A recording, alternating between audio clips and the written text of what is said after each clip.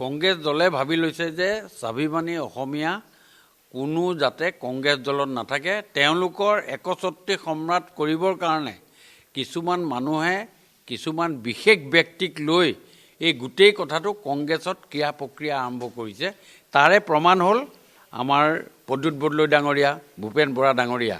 এতিয়া প্ৰদ্যুৎ বৰদলৈ ডাঙৰীয়া আমাৰ এনেকুৱা লাগিছিল যে তেওঁ 29তে তেওঁ দল ত্যাগ কৰি বিজেপিলৈ আহিব, কিন্তু তেওঁ গাত ইমান হিট পৰিলে, তেওঁ গাত ইমান বেদনা তেওঁ পালে যে তেওঁ বাকী 3 বছৰ কাল তেওঁ সাংসদটো এৰি পেলাই তেওঁ বিজেপিত জইন কৰিবলৈ আহিলে। তেওঁ বেদনা ইমান বেছি হ'ল যে ইমান বেছি বেদনা হ'ল যিটো বেদনাই তেওঁ তাৎক্ষণিকভাৱে ক্ৰিয়া কৰিবলৈ বাধ্য হ'ল। আৰু এইটোৱে হ'ল আৰু কেইবাজনো আছে যিকেইজন তাৎক্ষণিকভাৱে ভাৰতীয় জনতা পাৰ্টিত জইন কৰিব।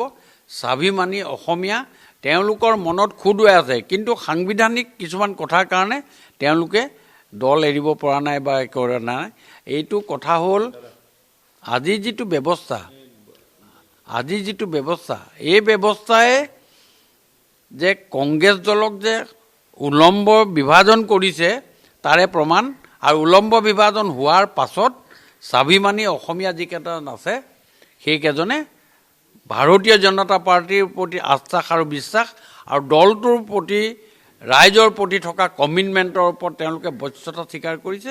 গৌৰৱ গগৈয়ে তেওঁ বৈতৰণিটো পাৰ হ'বৰ কাৰণে তৰুণ গগৈ সেই সময়ত তেওঁক গতাই থৈ গৈছিলে, ৰকিবুল হুছেইনক যে ল'ৰাটো চাবা বুলি যিটো গতাই থৈ গৈছিলে, সেই গতাই থৈ যোৱাৰ পৰিপ্ৰেক্ষিতত ৰকিবুল হুছেইনে এতিয়া তেওঁক আগত ৰাখি গছৰ মূঢ়া এটাক আগত ৰাখি গোটেই ক্ৰিয়া প্ৰক্ৰিয়াখিনি কৰি আছে। এইটো কোনো কথা নাই। আমি জীৱনত যিখিনি দিন ৰাজনীতি কৰিছোঁ গোটেইখিনি আমাৰ পৰিলক্ষিত হৈছে যে তৰুণ গগৈ যিদিনা ক'লে যে মোৰ ল'ৰাটোকো তুমি অলপ চাবা, সেই চাবা বুলি কোৱা কথাটোৰে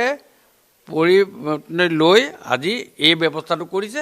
আৰু অতি সোনকালে ৰকিবুল হুছেইনে যে গৌৰৱ গগৈক এটা ডাঙৰ লেং মাৰিব গলপোষ্টৰ ওচৰত, এইটো কিন্তু আপোনালোকে চাই থাকক। উইদিন এ ইয়েৰ 1 বছৰৰ ভিতৰত ডাঙৰ লেং এটা মাৰিব, যিটো লেঙত তেওঁ লুটি খাই পৰিব।